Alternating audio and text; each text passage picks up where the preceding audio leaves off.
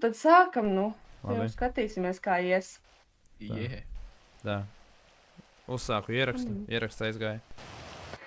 Sveiciens visiem Losantas iedzīvotājiem, visiem, kas mūs skatās un klausās. Mani sauc Emma Salivana, esmu Life Invaders reportiere, pasākumu organizatore un, kā jau var noprast, arī šī podkāsta vadītāja. Sākšu jau laikam ar mini reklāmiņu mūsu Life Invaders komandai. Ja jums ir kas ziņojums vai nepieciešama kāda reklāma jūsu uzņēmumam, droši nāciet uz mūsu ofisu.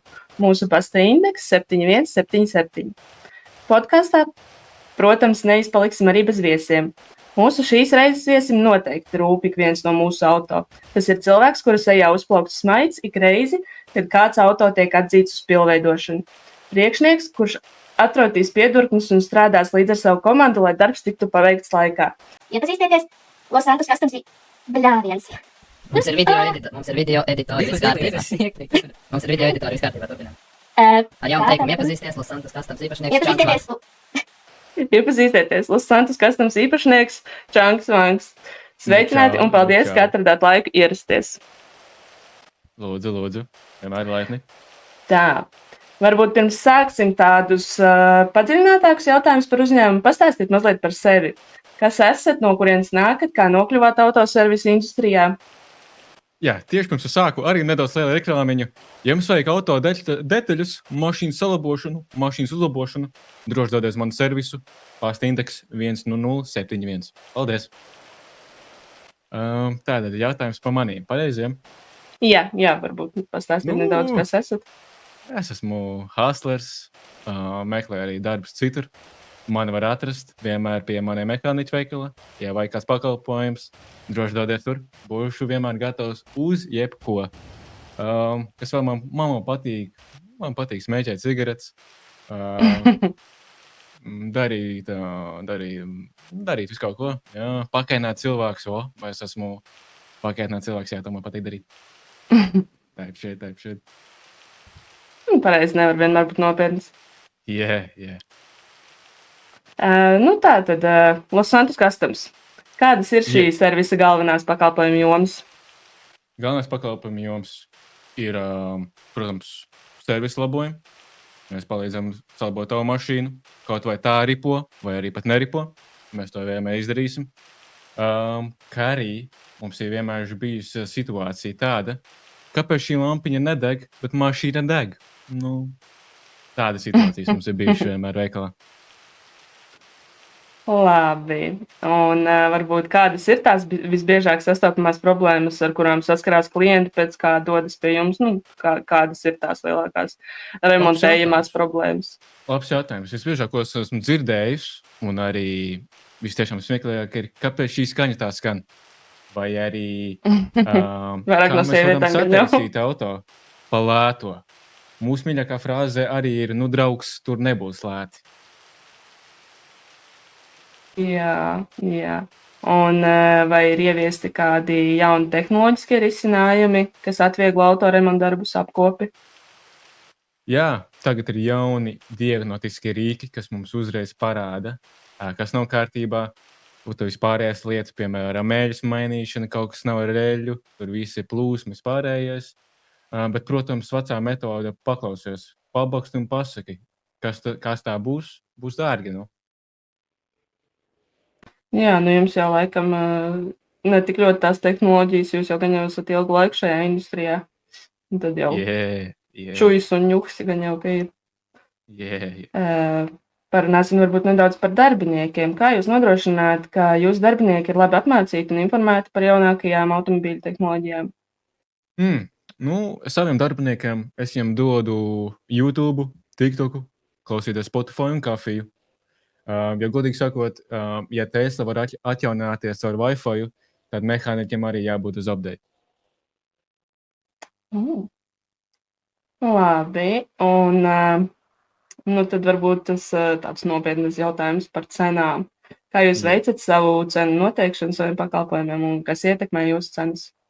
Mostly mēs cenas veicam, cik liels bojājums ir, vai klients izskatās tā, ka var atļauties, vai mehāniķi šoreiz dzēra stipru kafiju un noskatījās labu YouTube klipiņu, un vai vispār ir vēl pamodies no rīta. Tātad tas vairāk ir atkarīgs no personām. Yeah. Gan no darbiniekiem, gan no tiem, Jā, kas kāda klien. mašīna apbrauc, kā Lamborghini apbrauc, protams, ka es Nu, jā. izkasējuši vairāk. Un varbūt ir kādi padomi, ko varētu sniegt automašīnu īpašniekiem, lai viņi labāk varētu rūpēties par savām automašīnām. Kaut gan tas Jā. jau īsti nav jūsu interesēs, jums jau vajag klients. Tieši tā, jā, neignorējiet dīvainas skaņas, nedomājiet, ka benzīna vietā var lētāk liet ūdeni, un neaizmirstiet, ka auto neuztur sevi pats, tas nav kaķis. Lieliski teikts. Kādas ir jūsu nākotnes vīzijas attiecībā uz servisa attīstību un izaugsmu? Ļoti labs jautājums, jā, es viņu ļoti labi atbildēšu.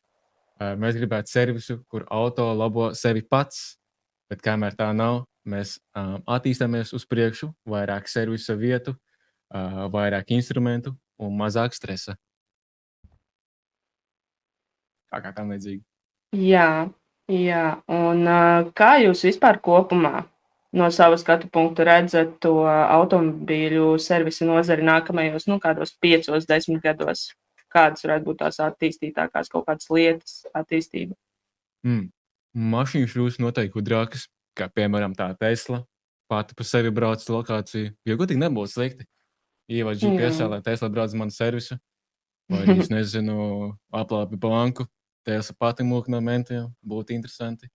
Bet cilvēki vienmēr izdomās jaunas veids, kā tās salauzt, kā tās mašīnas salauzt. Vienmēr atradīs veids. Tāpēc darbs mums būs vienmēr. Varbūt pat sāksim labot lidojušus auto. Tikai cerams, ka cilvēki negribēs arī tos pie mums lētas sataisīt. Atkarībā no markas. Atkarībā no markas, jā. Un sakiet, kā būtu, teiksim, varbūt jūs dodat kādus atlaižu kodiņus, ja viņi, klientiem. Kas man par to būs? Labi. Vēl ir laiciņš līdz intervijas beigām, variet padomāt. Bet, kopumā, jā, paldies jums par jūsu atvēlēto laiku mums. Jūs vēl padomājat par kodiņu. Dārgie skatītāji un klausītāji, vēlreiz vēlos atgādināt, šī bija saruna ar Los Santos Customs īpašnieku Čangu Vangu, un tagad arī laiks solītajam jautājumam par noklausīto podkāstu. Varbūt jums ir kāds labs jautājums, ko, pēc šīs visas intervijas, ko mēs varētu uzdot mūsu klausītājiem? Uzdot jūsu klausītājiem? Vai viņi brauks uz manu servisu? Varētu būt interesanti. Mēs varam uzdot šādu jautājumu. Jā. Superīgi. Tātad jautājums skanēja šādi. Vai jūs dosieties uz Los Santos Customs servisu? Atbildes aicinājumu iesūtīt Mr. White e-pastā. Ļoti ceru, ka jums patika šis podcasts un nākamajā reizē jau iepazīsim kādu citu pilsētas varas iestādi kopā ar to pārstāvošo amatpersonu. Tātad, kā būs ar to kodiņu? Kodiņš. Chain gang. Tātad visi klausītāji dzirdējāt kodiņu. Lai jums jauks vakars un uz tikšanos jau nākamreiz. Atā. Let's go!